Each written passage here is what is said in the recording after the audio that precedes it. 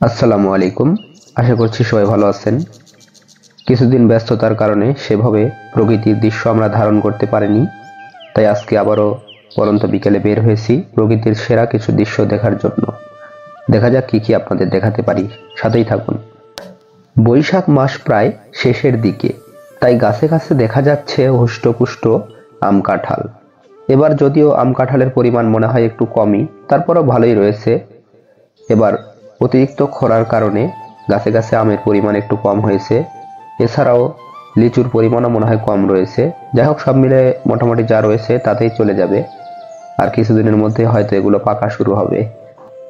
ফল গাছের সৌন্দর্যই হচ্ছে গাছে যখন ভরপুর ফল থাকে তার দৃশ্যই আমরা দেখলাম। এদিকে দেখছি একটি ছোট্ট মেয়ে ছাগল নিয়ে বাড়ি ফিরছে। গ্রাম বাংলার সুন্দর দৃশ্য এগুলো।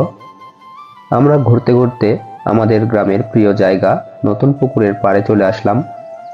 এই পাইকর গাছের নতুন পাতা এসেছে, এখন ধান কাটা প্রায় শেষ, তাই রাখালেরাও গরু ছেড়ে দিয়েছে মাঠে। রাখালেরা গরু ছেড়ে দিয়ে এই বট গাছের নিচে এসে বসে থাকে। ঘুরতে ঘুরতে চলে আসলাম আমাদের গ্রামের উত্তর পশ্চিম দিকে। এখানে দেখছি ছোট বাচ্চারা লাটিম খেলছিল, তাই একটু দেখানোর চেষ্টা করলাম আর কি। গ্রাম বাংলায় এই খেলাগুলো একসময় খুব হতো, এখন আর সেভাবে দেখা যায় না, তারপরেও মাঝে মাঝে দেখা যায়।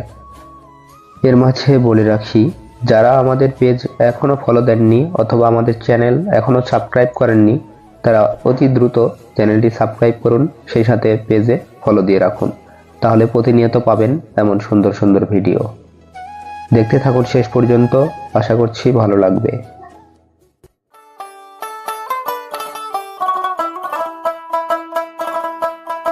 ইরি ধান মাড়াই করা হয়েছে, সেগুলো আবার আড়তদারের কাছে বিক্রয় করা হচ্ছে। এদিকে খোলসানো ঠিক করে নেওয়া হচ্ছে, এদিকে দেখছি ধান ভাঙানো হচ্ছে। এভাবেই চলে গ্রাম বাংলার মানুষের কার্যক্রম। আজকে এ পর্যন্তই, সবাই ভালো থাকবেন। আল্লাহ হাফেজ।